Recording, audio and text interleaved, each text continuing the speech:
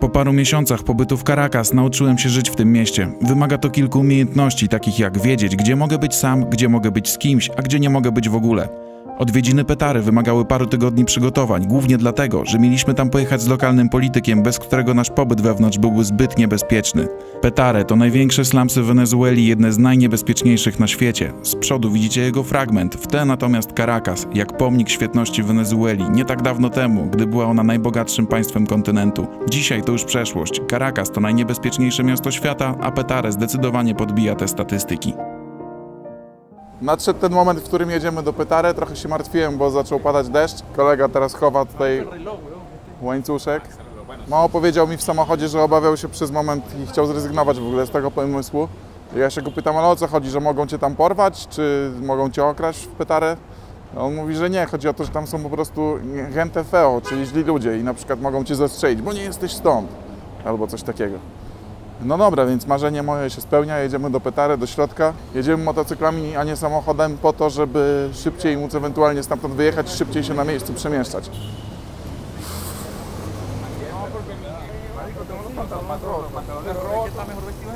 No, mira bar. ¿Qué? Ropa fea, ¿sí? Guarda aquí.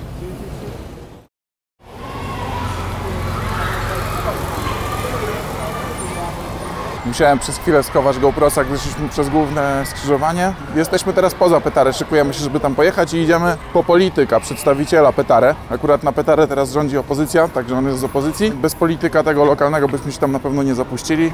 Z trzech moich kolegów, którzy tu są, tylko Lenny, ten starszy fotograf, był tam 3 razy. Pozostali moi koledzy nigdy nie byli w Petare. Tak w środku, jak właśnie dzisiaj jedziemy. Posilamy się przy empanadach. W moim przypadku z ostrym sosem zaraz będzie grana. A to jest cała operacja. Ta pani ogarnia ten wyjazd i załatwia tego polityka. Motocykle są załatwione tydzień temu. Jedziemy do dzielnicy, po prostu miasta, ale dzielnicy, gdzie mieszka podobno 2 miliony osób, gdzie policja nie dociera do wielu miejsc. Petare to nie jest najniebezpieczniejsze. Są tu jeszcze inne, bardziej niebezpieczne miejsca w Caracas, gdzie jak rząd chce reagować w jakiś sposób, to wysyła wojsko. Natomiast Petare jest największe. Przyjechał już nasz przewodnik i przedstawiciel lokalny, polityczny z Petare i pokazuje nam teraz trasę, jaką zaplanował. Pytał nas, co nas interesuje. Powiedzieliśmy, że wszystko. Que pasemos primero por el centro histórico de Petare. Podemos poner esto en satélite. Poner satélite.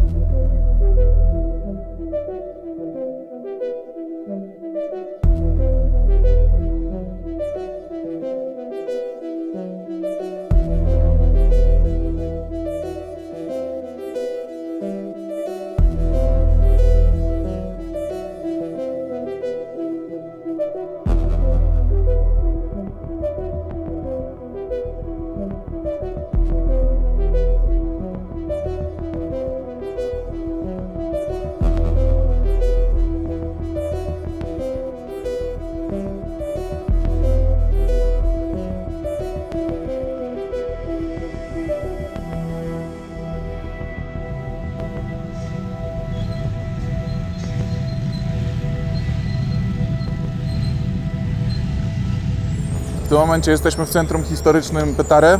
To jest główny plac tego centrum historycznego. Nazwa Petare pochodzi z języka Indian i oznacza facing the river, czyli po polsku napiszę jak jest, nawet teraz mi po polsku nie przychodzi do głowy jak to jest. Natomiast Petare, Reno to jest właśnie rzeka w języku Indian. Tu jest bezpiecznie, można nagrywać. Starówka Petare to miejsce, w którym byłem wcześniej. W miarę bezpieczne dla turystów, jeśli nie będziecie sami, i interesujące. Tym razem jednak chcemy zobaczyć wnętrze tej dzielnicy.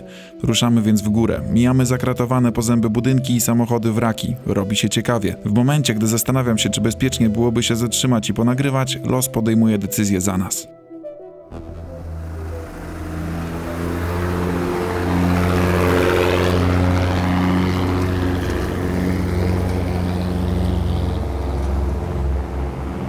Przed chwilą musieliśmy się zatrzymać, bo niestety w motocyklu, na którym ja jadę, spadł łańcuch. Zastanawiam się, czy to nie wynika z tego, że waży ponad 100 kg, ale nie, chyba nie. Ci kierowcy tych motocykli jeżdżą jak szaleni. Zapieprzają, wciskają się wszędzie, jeżdżą bardzo szybko. Jest naprawdę niezły klimat. Mamy przejechać całe Petare dookoła, puścić gdzieś drona po drodze. Pokazać wam jak najwięcej. No więc jesteśmy cały czas w Petare. Nasi dzielni motocykliści naprawiają motocykl. A tu jest bardzo ciekawie, wszyscy, sporo osób wychodzi, wygląda przez okna i nas obserwuje. Niektórzy przejeżdżający busikami i różnymi innymi jeepami, bo tutaj jest taki transport publiczny, przyglądają nam się jak jakimś wariatom z tymi kamerami i aparatami. Spójrzcie, jak wszystko jest tutaj zakratowane. Tutaj nie ma okien bez krat.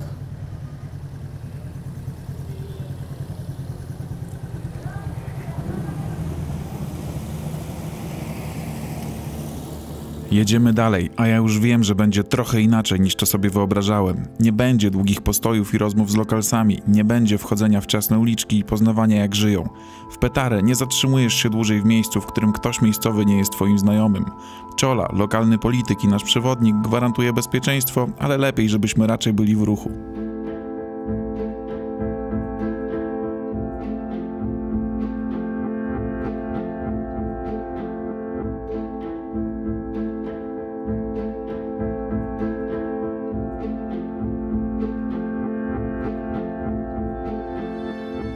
Wjechaliśmy na górę, było ciekawie, łańcuch cały czas jakoś tam przeskakiwał, ale daliśmy radę. A tutaj spójrzcie na ten widok, na Petare, część Petare.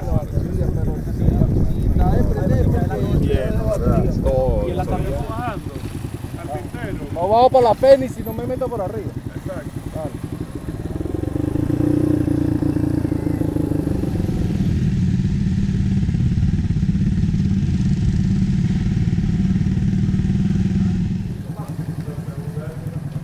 Tym razem w jednym motocyklu skończyło się paliwo i śmieją się, że no nie przygotował się, no benzyna jest tutaj bardzo droga, także nie kupił, no nie ma kasy. I przelewają z jednego do drugiego teraz. Więc tak, jesteśmy w Barrio, odszedłem trochę na bok, żeby wam pokazać tę oto piękną ładę.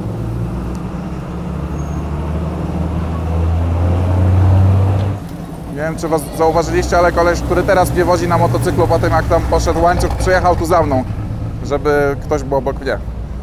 Tutaj fajne graffiti. Łada rosyjska. Vamos! Okej, jedziemy.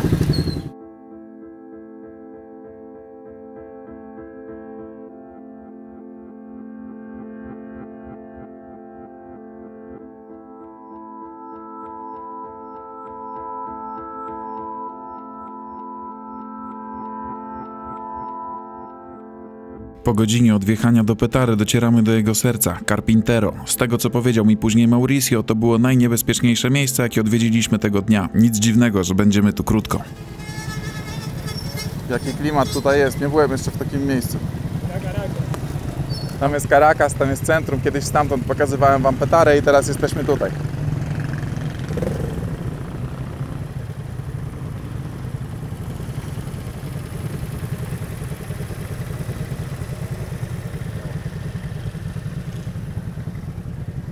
Bardzo mi się podoba to, że te budynki, większość z nich jest nieotynkowana, są takie ceglaste, ale niektóre mają kolor. Zaraz wam pokażę. Piękny niebieski, kolorowy budyneczek. Tutaj jest nieotynkowany, z cegłami, a tu piękny niebieski budynek. Maduro i znowu cegły.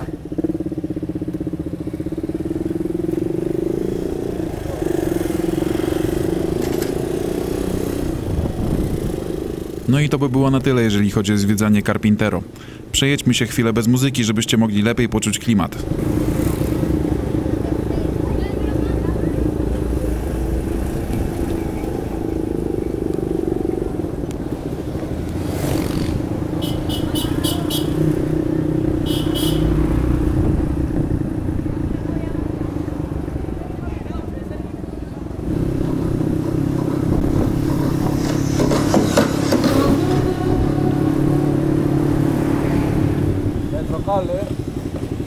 Donde se transporta la gente. Ajá. Ah, sí, sí, sí. Va de ahí a Marín. Sí.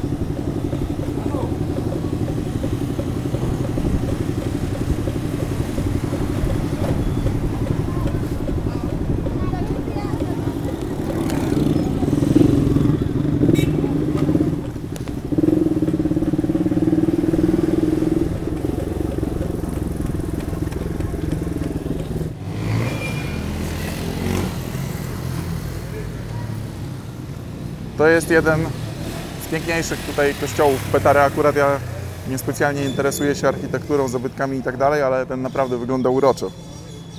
Szliśmy sobie tak i dotarliśmy do takiej stołówki organizowanej tutaj przez lokalną społeczność dla dzieci. Bart no Simpson, ¿no? Sí, No. yo soy Bart como Bart Simpson, sí. Eso es para los niños, ¿sí? Este es un comedor donde se atiende 105 niños de lunes a viernes, ¿verdad? Tenemos un horario a partir de las 10:30 hasta las 1:30 el comedor está funcionando. ¿Y sirve desayuno, almuerzo? No, almuerzo. Hoy comieron caraota, pasta y plátano. ¿Son niños de la zona o vienen de otra zona? No, son niños de varios sectores de acá.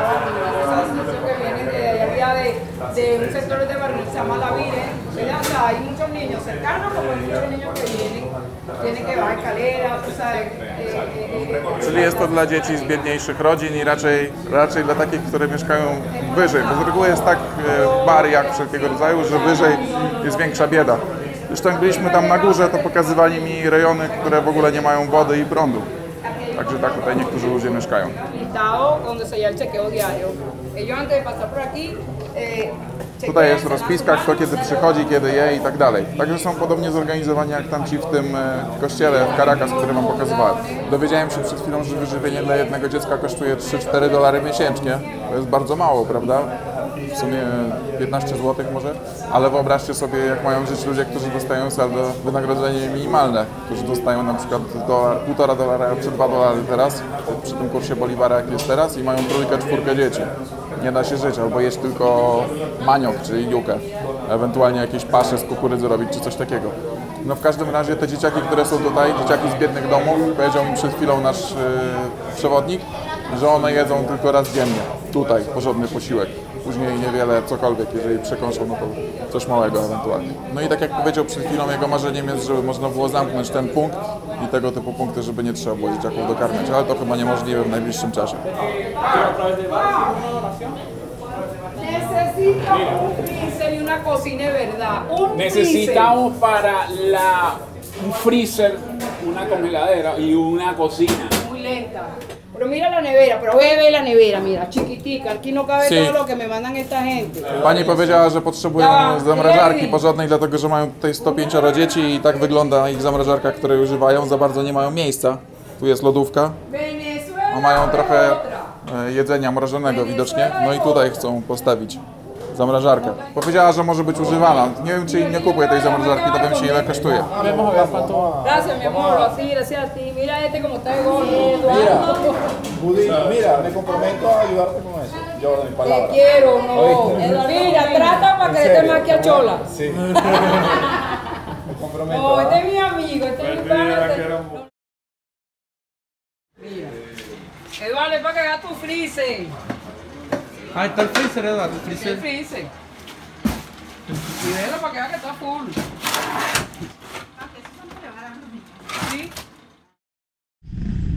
No tak, złożyliśmy się z chłopakami na zamrażarkę, a być może jeszcze przyjdzie czas na kuchenkę. Tymczasem minuta jazdy bez muzyki, żebyście mogli poczuć, jakbyście byli ze mną na tym motocyklu.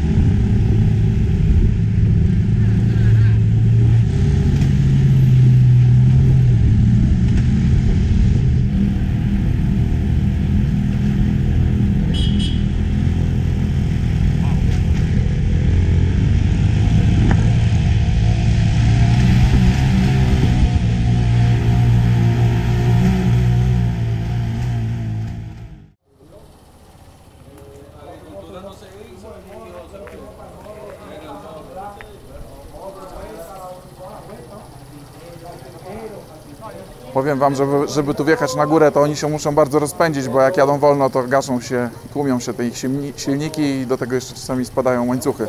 Także prędkość, z jaką wjechałem tu z moim kierowcą, mnie trochę delikatnie przerażała, ale udało się. Przyjechaliśmy do miejsca, skąd zabierze nas chyba autobus i koniec jazdy motocyklowej. Mamy iść tam, skąd podobno widać pięknie całe barrio. Hola. Allá parece bonito el barrio, ¿sí? Puede ver. ¿Sí? Ok, más tardes. Ciao. Więc tam można zobaczyć, ale jest podobno niebezpiecznie, jak się jest samemu, więc na pewno nie pójdę tam sam. Idę do mojej grupy. Dzieciaki chcą podobno zobaczyć, jak lata dron, także zaraz będę szedł na górę. Tutaj to jest szkoła dla dzieci od 3 do 12 lat. Trochę inaczej to mają ułożone niż u nas. Tutaj drzewa zasłaniają, ale widać barrio.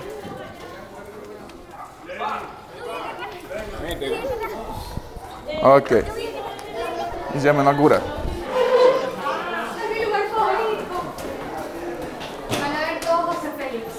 Tam są góry, za nimi są Karaiby, ale my jesteśmy teraz na szkole. W sumie nie byłem nigdy na szkole.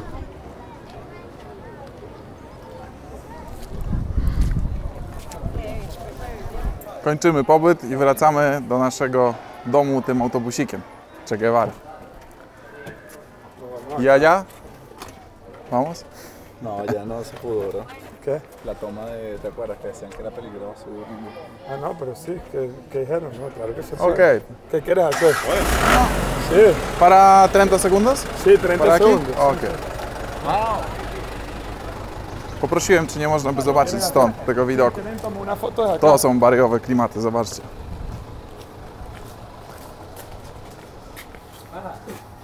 ¿Tú nos acompañas, no, van con el señor Amable.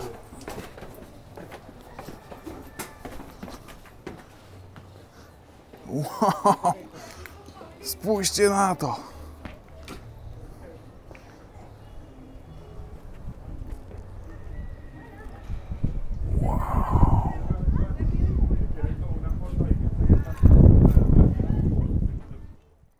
Ta wizyta w Petare była krótka, ale zapamiętał ją na długo. To ostatnie miejsce, w którym byliśmy i ten korytarz.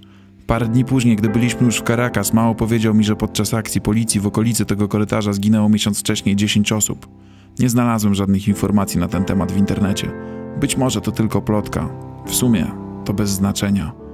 To była krótka wizyta w Petare, za krótka. Chciałbym kiedyś móc poznać problemy ludzi z tego barrio, porozmawiać z nimi. Prawdopodobnie byłoby łatwiej, gdybym nie urodził się gringo. Ale może kiedyś się uda.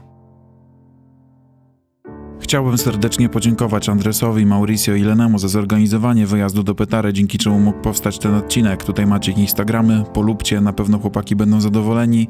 Zapraszam też do śledzenia, co tam u mnie słychać na moim Instagramie.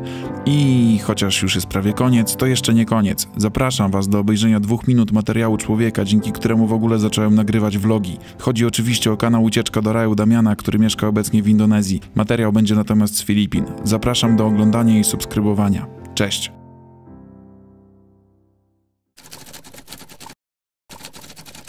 Where is your parents?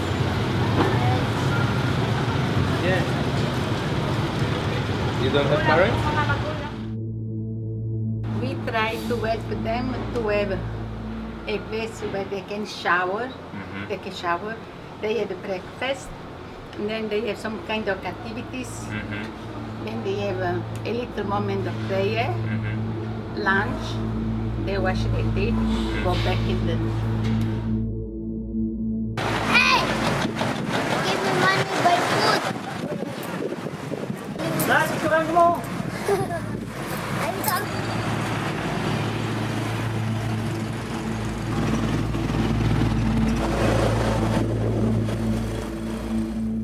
If you see like a homeless kid, you are interviewing, asking where it's from. Yes, and we will ask them where they live, and then are their parents alive, so that we can coordinate with the parents and bring them home.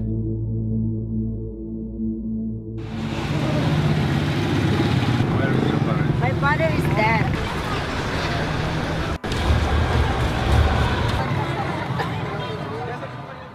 Spędziliśmy Spędziliśmy w tym mieście kilka nocy i nie zauważyliśmy żadnych interwencji ze strony policji w związku ze śpiącymi na ulicach ludźmi, czy to dziećmi, czy dorosłymi. Wygląda na to, że ten proceder jest tutaj na tyle powszechny, że zarówno mieszkańcy, jak i sama policja przymykają na to wszystko oczy. Biorąc pod uwagę całe Filipiny, mamy do czynienia z problemem na wielką skalę, gdyż jest tu ponad 3 miliony bezdomnych, z czego 1 200 000 to właśnie dzieci.